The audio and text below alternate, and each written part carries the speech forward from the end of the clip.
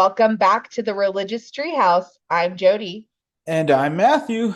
How are you doing today, Matthew? I'm doing as good as I could be doing, so that's good, I guess. How are you doing?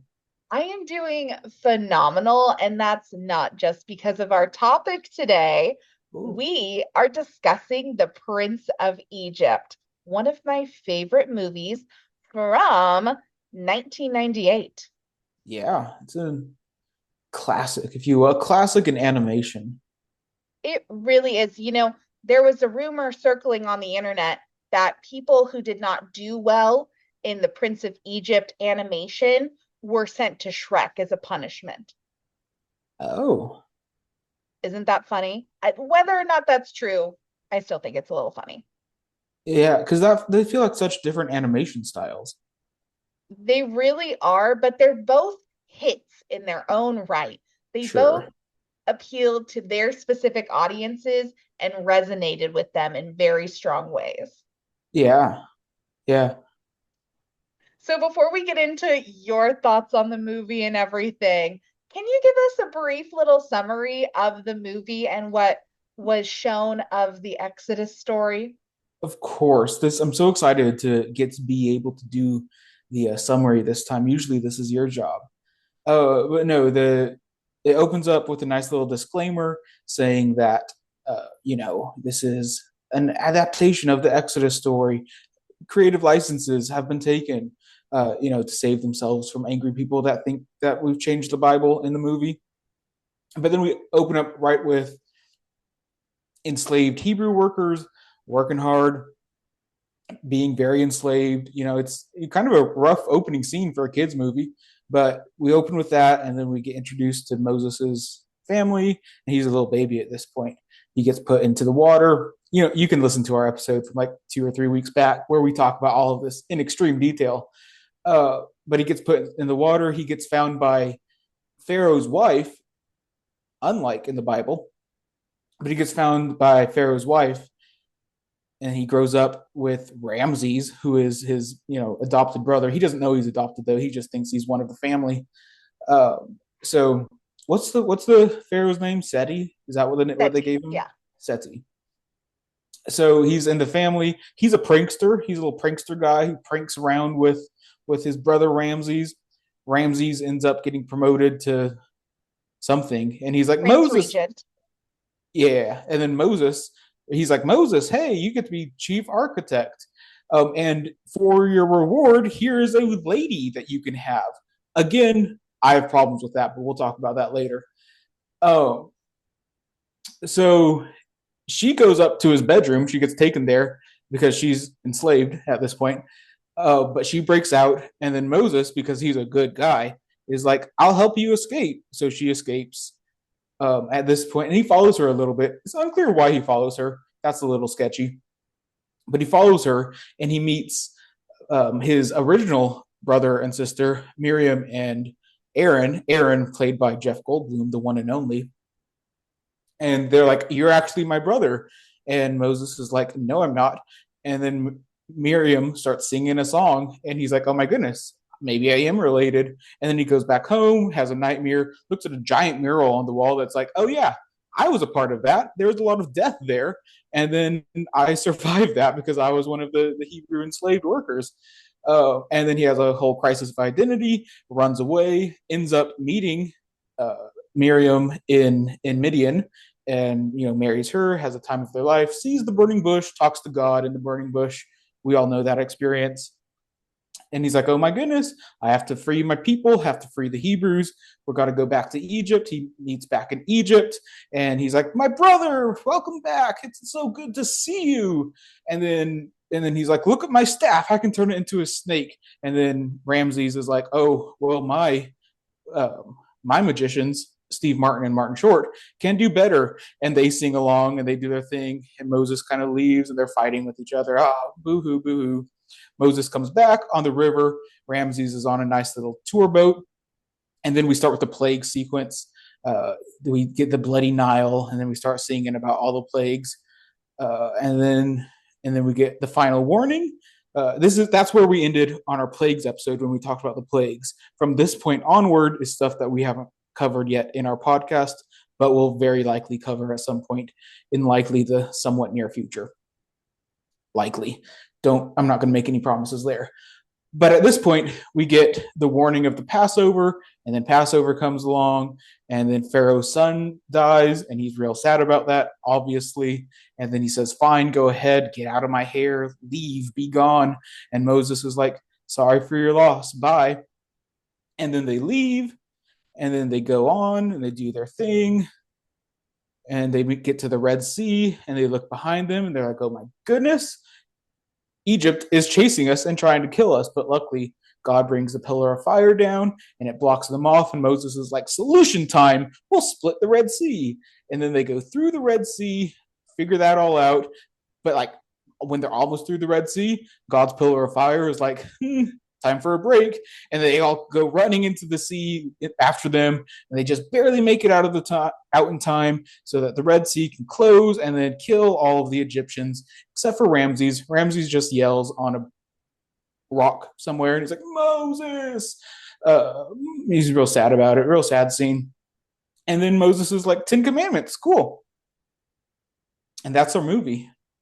That was beautiful. Thank you for the summary. I really do believe you watched the movie now. Yeah, no, this was my first time watching. I'm sure I watched this as a kid. Like it would surprise me so much if I never watched this as a kid, but I have zero memory of any of this. Like it's just one of those movies that somehow I don't remember at all. But I'm sure I watched it. I am sure at some point, but now watching it as an adult, and you kind of touched on this a little bit, there is quite a star-studded cast for this Yeah. movie. Val Kilmer as Moses, Ralph Fiennes as Ramses, Michelle Pfeiffer as Sephora, Sandra Bullock as Miriam, Jeff Goldblum as Aaron, Danny Glover as Jethro, Patrick Stewart as Seti, Helen Mirren as the Queen, Steve Martin as Hotep, Martin Short as Hoy, and it gives me chills to think about these people coming together and making this movie. Were you surprised by any of the casting choices? I mean, the one thing I knew about this movie is that it was a big cast. Like, because if I remember correctly, like one of the reasons that we have big names in animated movies nowadays is because of films like this. Like this is one of the first films that really was like, what if we hire some real big names at this? So it, I don't know much about animated movies, but I can't think of any films before this that had really really big names, or at least especially this many really really big names. So like that's like one of the things that I knew going into this. I think Aaron as Jeff Goldblum as Aaron, like somehow I think the animation was fascinating. Like it was very beautiful. A lot of, especially at the beginning, reminded me of Monet paintings. So I thought that was very interesting. But the animation was beautiful, and I think how they animated Jeff Goldblum's mannerisms into a character was just so accurate, and I think that was perfect. I love that. I wish he had more lines. I wish he was a more relevant part of the story, but he's such a minor part of the story, really. He didn't need to be there. Like if they weren't drawing on the Bible as a text, he made no progress in the plot whatsoever. No, he was really there to just reel Miriam in when she was like, "Moses, you're our brother." And he's like, "Cool it. You could be killed. Like, this is a prince of Egypt. Like, you need to lay off and ease back," was really his only role. And that's the approach I have taken to Aaron, because this movie is most of my exposure to the Exodus story. So when I think about it, and when you and I talk about Aaron and the role he plays, I just think of Jeff Goldblum. Interesting. And Yeah. I'm like, that dude, like, no, he doesn't do a lot. He doesn't talk much. What are you talking about? Um, the animation is cinematic almost. One Mm. of the first parts of the movie that I always think about, and it kind of calls back to this moment with Aaron and Miriam, is when Moses' mom is sending him down the Nile and she's singing the lullaby, and her veil is in front of her face because the wind is blowing. and you get this beautiful shot. And you see that shot again when Moses and Miriam are talking, Mm-hmm. and the wind blows Miriam's hair in front of her face. She looks like their mother. It's just the care and detail that went in to, I'm guessing it was probably in storyboarding and then into the actual animation, is it really speaks to, I like to think the care they took into retelling this story. Yeah. I'm going to guess it's not the most accurate portrayal you've ever seen, Yeah. but do you think there was merit in the way the story was told? Yeah. No, I mean, before we get into that on the animation, like I think it was like top tier animation, especially of its time. Like there, like I think they merged two styles of animation. You could see that pop up every once in a while, where it wasn't quite seamless. But I think the how they used CGI and old fashioned uh, animation styles, I think really made it really beautiful, and the colors popped. Like I think it was very intentional and very well made in that aspect. As for the content, I've always said this. I don't think staying exactly true to the biblical text is super important. I think this is, I think modern movie making is art, and it should be approached as such, that it's this interpretation and it's speaking back to the audience, and it's not regurgitating what's on a page. It's making interpretations, and you have to make interpretations. So to be aware of that and to be intentional about how you're interpreting it, how you're presenting it, I think is very important. I think it did it very well for the most part, with some exceptions. Uh, Yes. yeah, but I think that understanding this as a midrash of some sort, as a retelling, a exploration, a diving, the answering questions, because the Bible doesn't address Moses's childhood at all, really. So by asking that question, well, what was Moses's childhood like? I think provides a really unique insight into how we can tell this story. And so by focusing more so on the interpersonal relationship between uh, Moses and his brother Ramses, I think adds a new dimension to it that is relevant to modern viewers, especially to children, that isn't necessarily there in the text. And I don't think there's anything wrong with verging away from the biblical text in order to create meaning out of that. So no, I'm a fan of that. I have no critiques. I'll mention them. I'll point them out. That's for sure. But it's not something that I get upset about.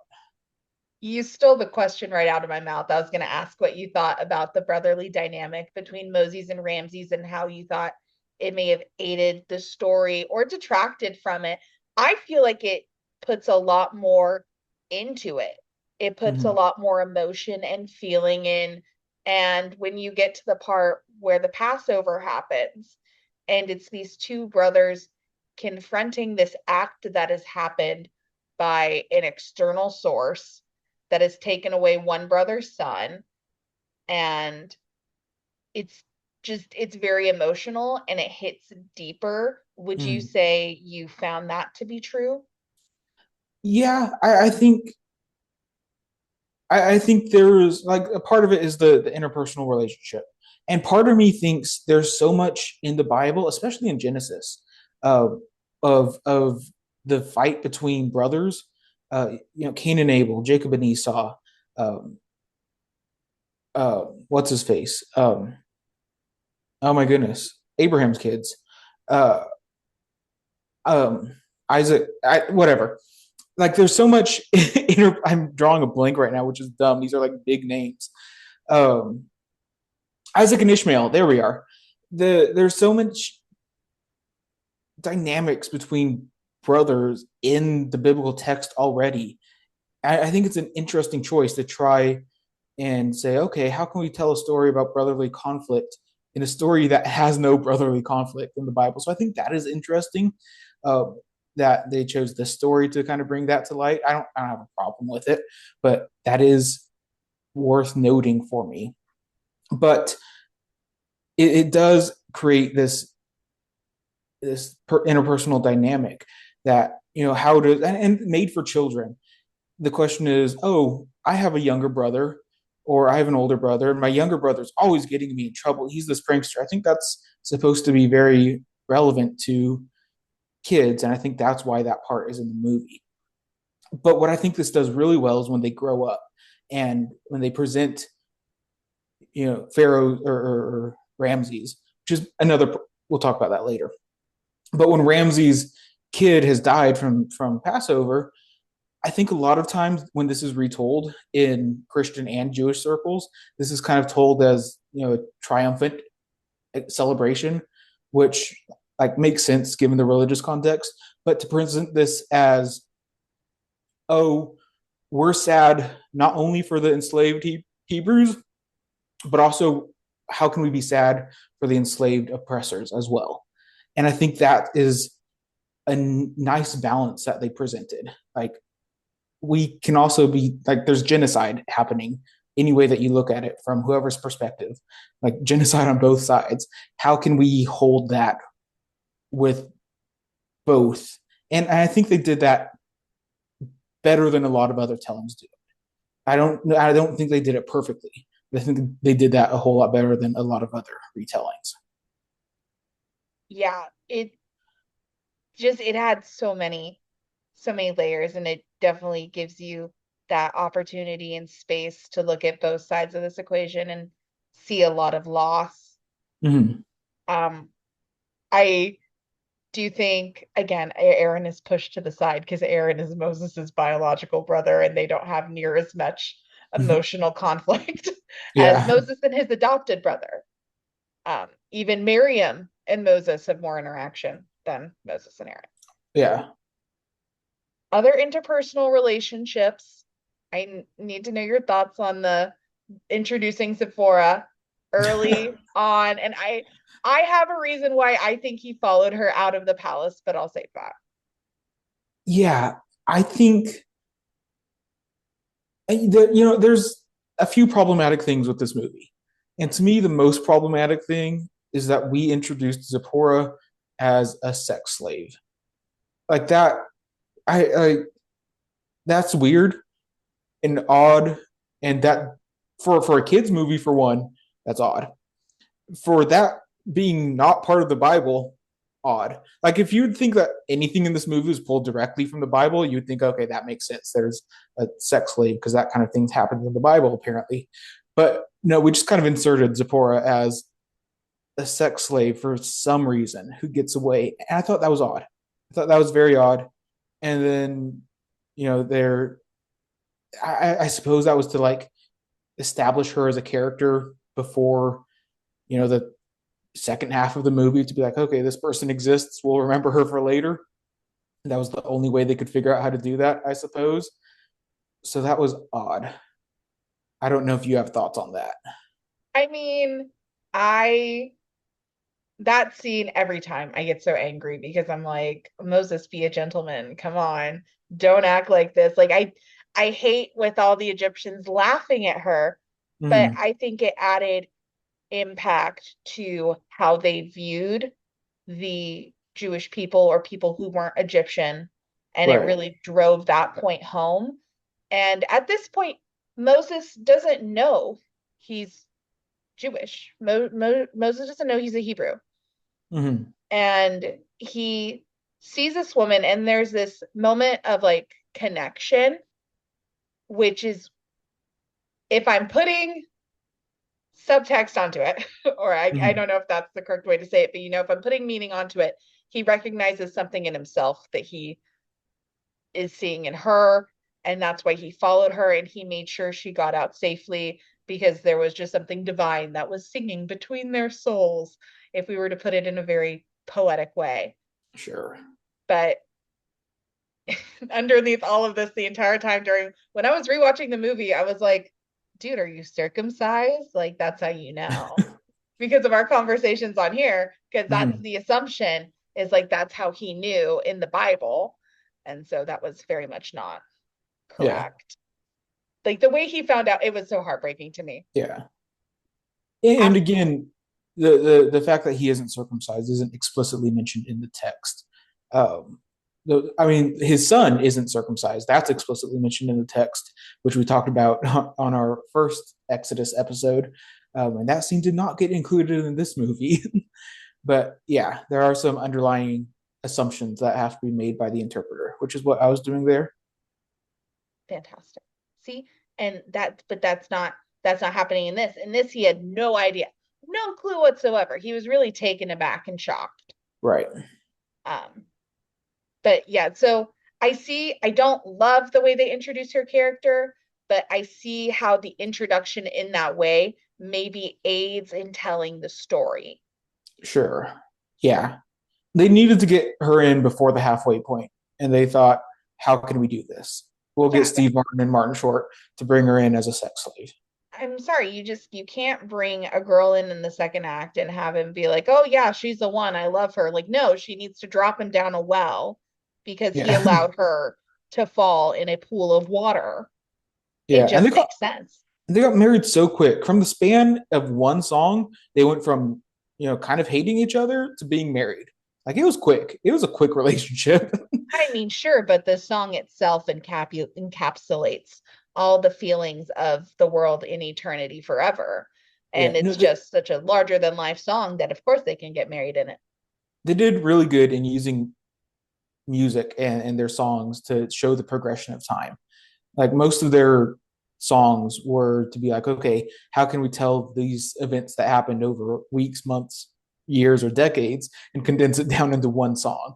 So that was impressive. Like a song essentially meant, with some exceptions here and there, that a long period of time was passing. And I thought they did that well in keeping that fairly consistent. Okay, favorite song. Favorite song? Okay, controversial take here. I didn't love the music, but I didn't love the songs. Like they were good, they were fine, but none of them were like, oh my goodness, I'll be listening to this next week or anything like that. I think the Plague song was good. I think maybe that was just the visual effects that I thought was most exciting. But the Thus saith the Lord, I thought that had a good little beat to it. I just think it's crazy for you to say that when the music was composed by Hans Zimmer. And, Music was great. Yeah. but like the songs and stuff, like I'm just through heaven's eyes, all I ever wanted. But yeah, thus saith the Lord, indeed. I will say the closing song, I don't remember what it's called when they switch into Hebrew. I think that was very, very well done. Oh, which one is Uh, that? very interesting. When You Believe. When You Believe, yeah.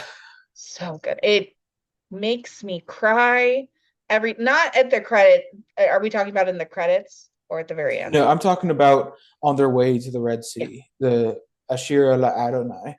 Yeah. When the children start singing, the tears start rolling down my face because I am thinking of the relief they must feel Mm-hmm. being out of this terrible, awful situation after having to endure the plagues and all of this stuff. And it hits me right in the heart. Yeah, and I think and they pulled that from Exodus 15, like the Hebrew, like not like directly, but like they found verses and they said, okay, this sounds well together. Like it's not like they took a chunk out of Exodus 15, but they took lines from here and there throughout, and I think they did that really well. Okay, I'm gonna need to see that later after this episode. I really should have looked at it after I read your notes, but I was just too excited to talk to you about this movie in totality. Yeah, and so it's called often called the Song of the Sea or Mm. the Song of Moses or the Song of Miriam, because Exodus 15 starts with the Song of Moses, and then it's like yada yada yada, and then they're like also Miriam sang a song, and it's just like the first two lines, and it's the same lines as Moses. So it's often called the Song of Miriam. And what scholars often think is that the Song of Miriam. I know I told myself I wouldn't like try to get into like the scholarly aspect of it. Mhm. We'll talk about that at some other episode. But like the Song of Miriam is likely older than the Song of Moses, and the Song of Miriam is probably one of the oldest pieces of literature that we have in the entire Hebrew Bible. But I think it's very cool that they decided to use the actual Hebrew and insert it into the song. I thought that was quite neat. Yeah. Like they again, I think that shows the love and care that there was on this project to get it done in a way these people viewed as correct. Now, whether everyone can agree it was exactly the correct way Mhm. to do this movie would probably be greatly disputed now. Yeah, Like if they were to redo this movie now, I think there would be some issues. sure. Like what? I think they would want to cast voice actors who more similarly connect with the characters this story was written about, Yeah, who more similarly portray and sound like. yeah. Not that I don't love Martin Short and Steve Martin as Egyptian magicians. Don't get me wrong. It's the I don't know if this is the only time Martin Short has been taller than Steve Martin is when they were the animated magicians. They were such a good duo to have. Um, but you know, It's a very white cast for a movie set in a place with no white people. yeah, that's such a good way to put it. Yeah, Because it really is. And honestly, I wish they had included more Hebrew in the songs. I feel like that would make the movie even better yeah, because it doesn't necessarily need to all be in English. Like, right. I listen to tons of music that's not in English and I'm vibing the entire time. But I definitely think that this movie was made today, it would be casted differently. Right. Do you think it would be like, do you think they would have taken any scenes out or added any in if they were to make the movie today? I I think I think religious media has shifted since then in the past 25 years or so to be more heavy-handed. Like I don't know the last time I've seen a religious film that first of all wasn't made by a, a religious company, a religious producer. I think Angel Studios is like the big one that's making religious content right now, and it's a very Christian company doing very Christian, heavy-handed messages. It's very hard for I can't. If someone knows of something, please let me know. But I can't think of anything recent that has used religious source material without putting a very heavy-handed message on it. Like even Joseph and the Amazing Technicolor Dreamcoat, which we watched a while back, like that one had some heavy-handed messaging in it, and I think this one did it a lot better, and didn't have a ton of you know strict religious messaging. So I thought that was really good, and I don't know if I can imagine a company nowadays making it so subtle. And I love subtlety, but so I think that would be a problem that I would love for people to try. I'd love to see it, but I think there was an definite intentionality in understanding that this story is important to many different faiths, to not just Jews, Christians, and Muslims, but there's a myriad of faiths that consider this Exodus story to be influential in some aspect. So I think they did good in recognizing that while still sticking to the Exodus version of it. And like there were Christian aspects to it for sure. There were Jewish aspects to it for sure. There was one or two Muslim aspects to it. I don't know if they were intentional, but I think they were there. Um, What were they? so in the Quran, Moses is found by, and I'm no Quran scholar, so like there might be more or other things that I missed. But in the Quran, I believe Moses is found by Pharaoh's wife, whereas in the Bible, Moses is found by Pharaoh's daughter. And here we had Pharaoh's wife finding Moses. And then at the end, after the credits, they had Bible verses and Quran lines from the Quran, um, which I thought was respectful. Would they have? They had one from the Hebrew Bible, New Testament, and Quran. I have it in my notes somewhere. Maybe not. Maybe I don't. Oh, there it is. They have Deuteronomy 34:10, which I thought was interesting because at the beginning they said, "This is the story of Exodus." I figured maybe they'd have a quote from Exodus, but no, Deuteronomy 34:10. Never again did there arise in Israel a prophet like Moses, whom the Lord singled out face to face. And then they had a verse from Acts 17, or Acts 7:35, said Moses was sent to be the ruler and deliverer by God himself. And then we have a quote from the Quran, Surah 1951. And called to mind through the divine writ Moses. Behold, he was a chosen one and was an apostle of God, a prophet. So, like, there's definitely an intention to recognize that this is a story that multiple faiths can relate to, though it for sure related far more to the Exodus version of it. And again, I say I think it shows the care people took when making this movie, which is what makes me love it so much. I mean, maybe they just Googled Moses verses in the Bible and Quran, Maybe, yeah. but hearing those, no, it's very, very respectful, and it's it the recognition of the place that this story holds in, you're right, so many religions. Sorry. I'm thinking about the movie and smiling again. This movie just makes me smile. It makes me so happy. I want a sequel. Why can't I have a sequel? I think it would be difficult in this day and age. Sure. Um, because I just think that no one would be happy. Does that make Yeah. sense? Yeah. No, it's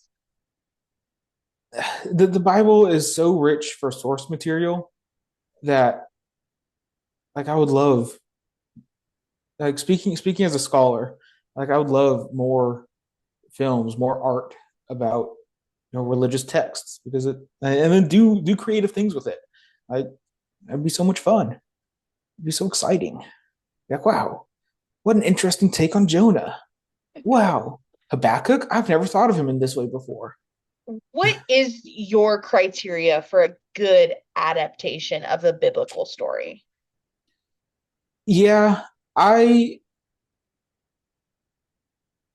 That's a good question. Can I Uh, give you mine real quick? Well, sure, I would love to. I'd love to hear it. your songs have to slap. I'm sorry, it has to be a musical. It has to be Like I musical. I can't do the straight stuff. I can't do the straight live actions. I need songs. I need beautiful costuming. Like I know the colors aren't like super rich. Maybe they are. I don't know as much.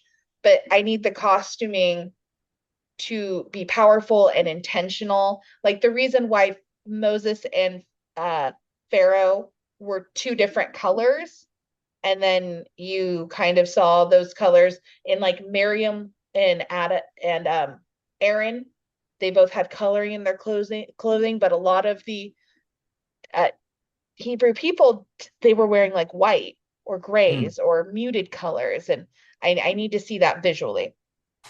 I think the other thing that I thought was funny, speaking of the colors in this film, is that all the Egyptian architecture and stuff was already dated. Like, like how do we show Egypt? Oh, Egypt is already 3,000 years old. I thought that was funny that they didn't like make it look new and all that stuff, which is just how ingrained that Egypt is old in our mind. But yeah, that's beside the point.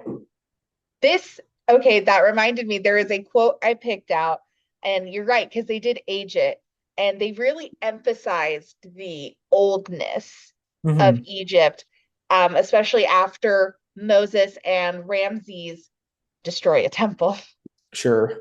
and or the construction. And Ramses says one damaged temple does not destroy centuries of tradition. And I don't know why my brain went to the destruction of the Jewish temple Hmm. and like how they carried on after that. And I thought that was a good line. It Yeah. really resonated for me. But yeah, no, they were very much emphasizing how old Yeah. Egypt was. They really wanted to get that point across. And then they even took the nose off of the sculpture of the Egyptian one, and that reminded me that that is a fairly common thing that you find nowadays. And let me find it, but there's a reason why so many Egyptian statues have broken noses. I Do assume you know because it was why? fragile. I don't know why. I assume it's because it's fragile, but I don't Right? Some people think like that they were mutilated like by people who weren't happy with the ancient Egyptians. know. Mhm. Some say things like grave robbers and Yeah, things like but that, it's a or common just trope. Like if you're showing a silly film about Egypt, like you're going to show someone breaking the Sphinx's nose, yeah. and you know it acts as this etiology of why does the Sphinx not have a nose? And I think that happens a lot in the Bible. Like there's this thing that happens, and we need to create a narrative to explain why the creation of this happens. And I think that's one of my favorite modern versions of an etiology. Why doesn't the Sphinx have a nose? Oh, it's because Moses and Aaron were having a Ben Hur style chariot race. You know how it is. Oh.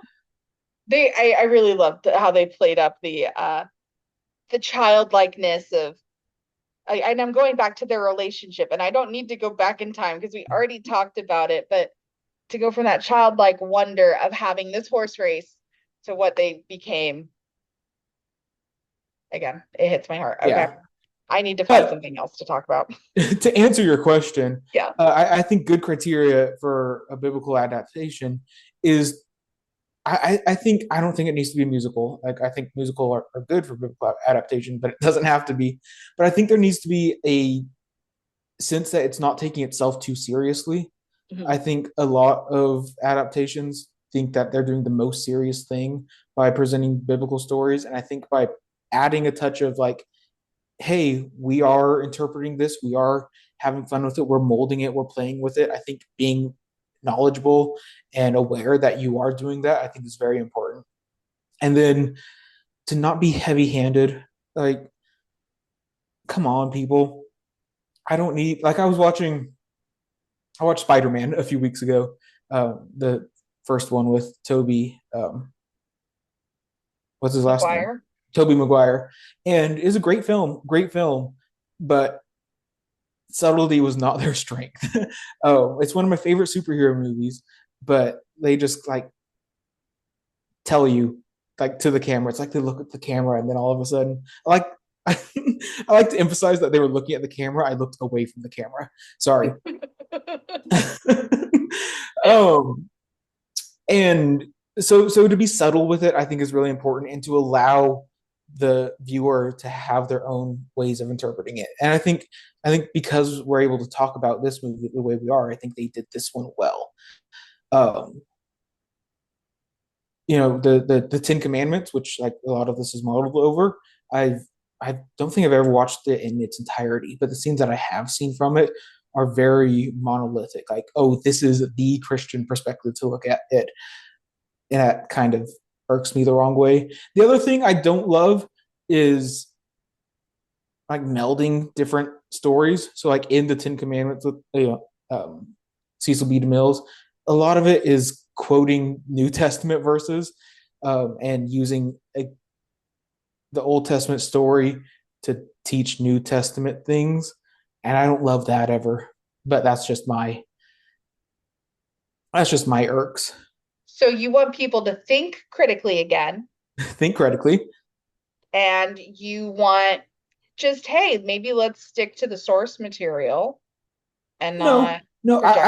I think we should think Sorry. critically, and I What I think we meant should was think. don't bring New Testament words to an Old Testament story. Yeah, like a few times, like in the we should talk about this next. The burning bush scene. Oh, They quoted Job, which like okay, like it's fine, but did we need that? Like we're telling the Exodus story, not the Job story. Like there's plenty of if we want to tell the Job story, I think that'd be fun. A great opportunity for a lot of creative thinking with Job. I don't know of any Job adaptations. That's beside the point. But I think there should be critical thinking involved, and I think there should be an intentional artistic license being made. Um, there's some there's some versions that will only quote. I think there's a 1970s French version of the Gospel of Matthew that I really want to see, but I just haven't yet. That supposedly only uses lines from the book of Matthew and like refuses to use any other dialogue whatsoever. And I think that's very interesting. It's a very interesting choice and tells its own story in a way. But I want there to be people acknowledging the artistic choices they're making and then doing things with them. I don't want to be regurgitated theology. I want to be presented new art. I love that. That's Yeah. poetic. Thank you. Thank you. That's so good. Oh my gosh. And now I'm like, what would we make if we had money? What would we make? I'm telling you, I would make a musical version of When Prophecy Fails, of the Seeker's Cult. Yeah, We talked about this, and yeah, I stand by that. It's not from the Bible, but that's the religion I think would make a great musical. it really would. I was thinking more biblical. Which story would we try to undertake? Hey, let's go with Job. You Job? just said it. We'll go with Job. We'll go with Job. Okay, then. So, before we move on, do you have any other strong feelings about creative liberties they took when retelling this story? I think one of my favorite things about the biblical telling of the story is that Pharaoh remains unnamed, and I think because of that, it creates a timeless piece. Like how it's told in Exodus is very much outside of time, and I think that's intentional, and I think that's very good. Whereas that very well could have been replicated in the movie form of it, but instead they said, no, we need to name all these characters and set it within a specific place in history, which is fine, but And wasn't they my name favorite thing. everyone but the queen. Sure, yeah. Who does that? Sorry, continue. um, the other critique that I had of them detouring from the source material was the magicians. I think it's very important that the Bible presents the magicians as being effective in their magic, as being doing actual real magic, and they showed these magicians as being hacks. And I thought that kind of detracts from what the biblical story is trying to talk about. But again, I'm fine with the creative licenses that they took. True, but I mean, what an interesting movie that would be if they also showed the power of the Egyptian gods Yeah, in a stronger way and like, not make the magicians hacks, but have them perform actual like acts, which like I think they did pretty well with the snake staff thing. yeah, That was good, but you're right, because they throw the powder in and that's how we get the blood and the water off the boat. yeah. Which would have actually just already been blood because in the Bible. Um, uh, what did we think of the artistic choice of Moses also being God's voice? yeah, no, I think that whole scene is very interesting of the burning bush, which is pretty much the turning point of the movie, where the movie like switches Moses from like, okay, no, I really do need to care about my Hebrew people, as Moses would say. And I think they did lots of good things with color. I think that it was an interesting choice that Moses and God were played by the same voice actor, which is how they did it in the Ten Commandments as well. Charleston Heston played Moses and God. So to create a character that has no visual aspect to because God is never portrayed in the movie, I think they made interesting choices. And because the one question would be, well, who would they cast if they casted a regular person for God? And I think that could get into theological problems with people like, why did you cast this person as God? And that could be what one reason that they avoided casting a separate actor as that, which is fine. And then why did they go with Moses then? Well, it'd be weird if Ray Fiennes was the voice of God, or if Miriam was the voice of God, or anything like that. So it makes sense to me that Val Kilmer would play the voice of God. I have more thoughts, but I want to hear yours first too. Oh, My thought is that the reason Val Kilmer and Moses, why that was all Moses and God were the same person is because that God was the only person, Moses was the only person that God spoke to. So it Mm-hmm. really only needed to be like one voice for God. And when you're, I want to say this without sounding crazy, but for me, it's like if God was speaking to you and you were hearing God, Mm-hmm. but the only voice you've ever heard in your head is you, maybe to comfort you, God would speak to you through your own voice in your head. Yeah. Is kind of where my brain goes because when I'm thinking in my head, like I actually hear my voice, like I hear myself talk. I know what I sound like. I'm also suffering with you guys. And I just imagine if God were to talk to me, that's what he would sound like me talking to myself. And as for casting God, my personal favorite is and always will be Morgan Freeman. Sure. So why was he just not on this project? Yeah. He would have No, been in great company. yeah. And I think that they have God's voice is echoing. I think is also. I think it begs the question: is Moses hearing this in his head? Does God speak to each person through their own voice? That's how Moses knew it was God speaking through that. I think it invites the listener to ask those sorts of questions and not come to a necessarily final conclusion. Uh, which no, I think is they did well.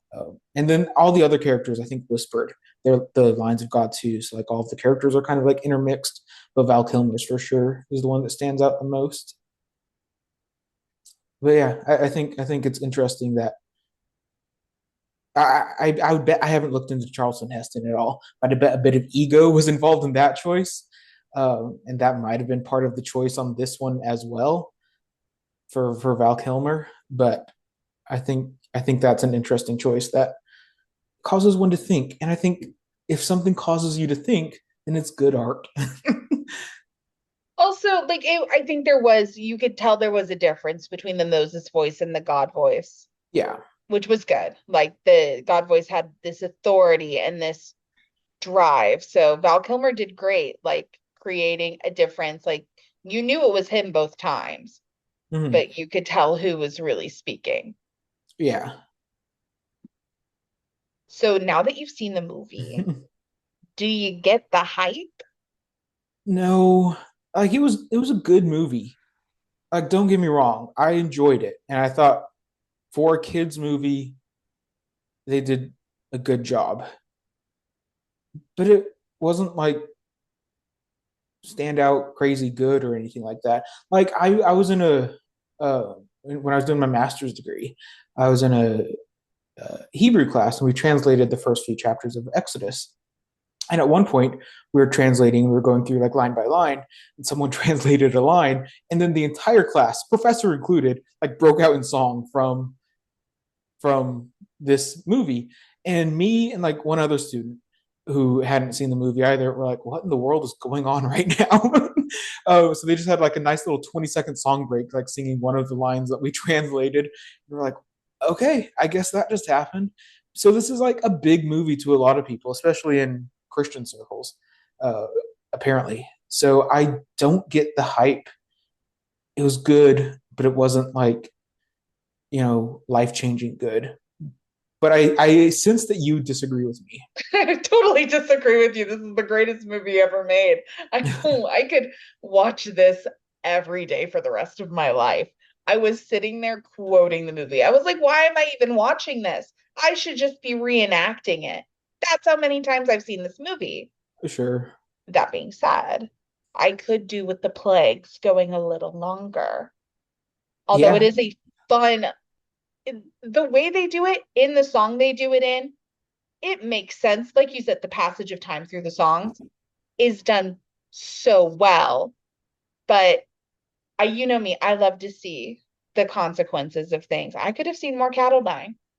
I could have seen more fire coming from the sky.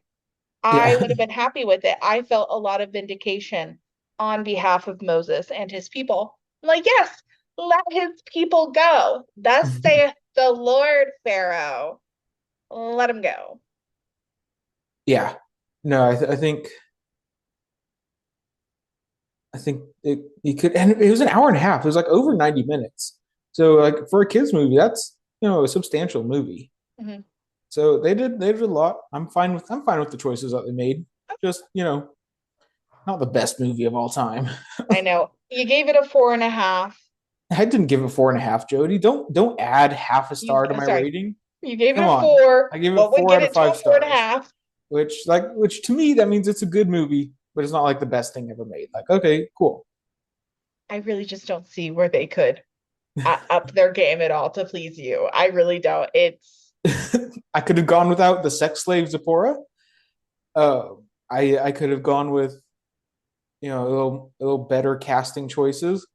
I could have gone for a little smoother animation transitions. I'm I could not have gone for I could have if we included the scene where God is like I'm going to kill Moses, except unless Zipporah circumcises her son and places the circumcision on Moses's feet or someone's feet. It's not entirely clear. I think that would have added a very good conversation piece to this movie. Like, hey guys, what do we think of that scene? I think that would have been interesting. I think that would have bumped it from PG to PG-13, Yeah, but no, yeah. okay, I hear you. And I think it ended in a weird spot with like just Moses walking up and getting the Ten Commandments. I think either we should have gotten more on the Ten Commandments or it shouldn't have been mentioned at all. No, that was perfect. That was I will stand on this. It was perfect because you get the acknowledgement that the story continues after, and it ends with the shot of the iconic 10 commandments, and it recognizes there is more to this story. You know exactly what it is he's holding. We're good, we're done. But it doesn't add what like it doesn't add the full story. It says it presents Moses as this good character, as like Moses is the good guy. And I don't think they held that end up to the story as well as they could have. I think Moses is much more of a troubled character than they presented. And by ending with Moses being like, look, I'm looking over my people, all is well, it kind of forgets about the fact that they're in the wilderness for 40 years before they get to the promised land that Moses doesn't get to enter into because he's problematic. It's a kids movie. It was 90 minutes. How much more were they supposed to fit in to please you? They shouldn't have fit more in. They should have taken the Ten Commandments part out. No, no, because it's an acknowledgement of, you know what? They probably wanted a sequel. I know I do. Yeah, I'll take a 40 years in the desert sequel. Give me it. Get Sandra Bullock back in that booth. Sandra Bullock in the booth. That's all I want. But no, I agree with you. I hear what you're saying on the sex slave thing. I want to give my rating 5 with a little bit of an asterisk. Yeah. Um, Definitely could be casted differently. And they're remaking a bunch of stuff. I don't know why they couldn't find this somewhere in the schedule. They don't need to remake this. Don't be crazy, Jody. I love these songs. I just want to do backing vocals on Heaven's Eyes. I'm sorry. I just I want to be a part of it. I want to be in the room where it happens. Yeah. But Okay, thank I you so think much for watching. right. Well, okay. Well, I want to end with this question because I think this is an important question that we should be ask ourselves when we watch these movies. Yeah, Is do you think this was a religious film or a film that merely depicts religion? this was a film that merely depicts religion Really? Why do you think that? because I don't think it was trying to get across a specific religious message. I don't think it was trying to appeal specifically to a religious audience.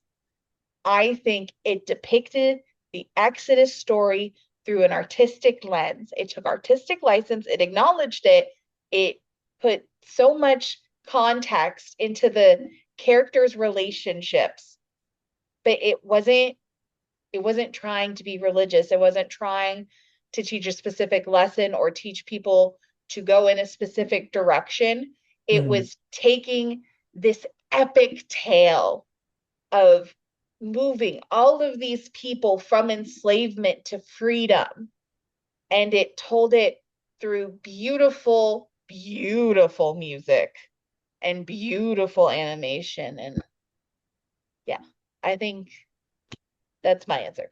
Yeah, okay. So you think for a film to be religious, it has to teach a specific message. I think there is something they're trying to teach. I think there's a message they are trying to get across or trying to appeal to people for a certain reason.